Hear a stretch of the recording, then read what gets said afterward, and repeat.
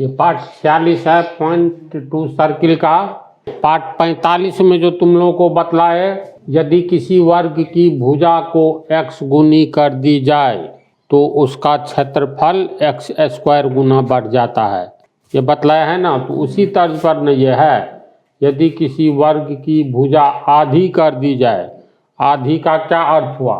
आधी का अर्थ हुआ 1/2, 1/3 का अर्थ हुआ 1/3, 1/4 का अर्थ हुआ 1/4। तो आधी कर दी जाए यानी 1/2 गुनी कर दी जाए, यही हुआ अर्थ।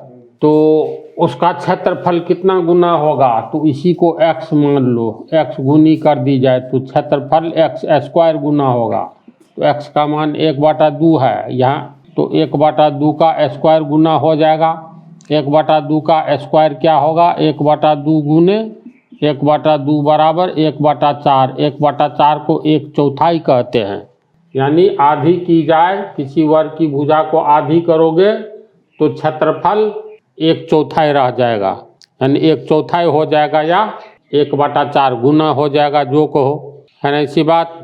मान लो कोई वर्ग है जिसका एक भुजा है 8 मीटर, अब आधी कर दो। आधी का अर्थ 8 का आधा 4।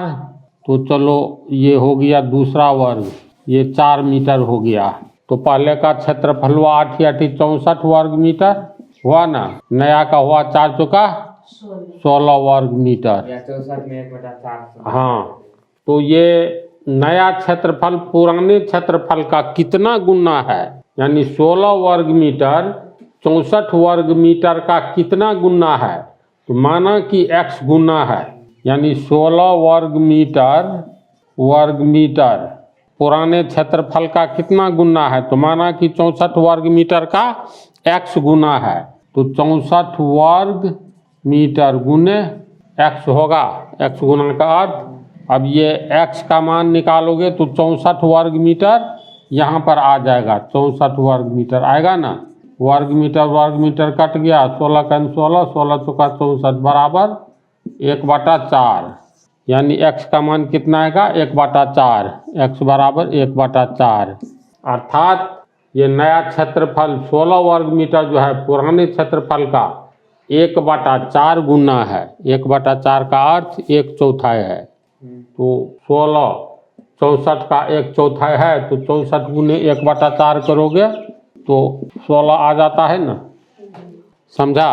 तो इसको हम लिख देते हैं, इतना ही में बना दिए हैं, नहीं तो नए सिरे से फिर मानना पड़ता। माना कि किसी वर्ग की भुजा x मीटर है, 1/4 आधा करने पर x/2 होगा। तो ये भी प्लस ये, इसको समझ गया ना। तो हम पंक्ति लिख दिए हैं। यहाँ x का मान कितना है? तो 1/2 है ना, आधा। तो इसको तो लोग उतार लो नेक्स्ट पार्ट में। अब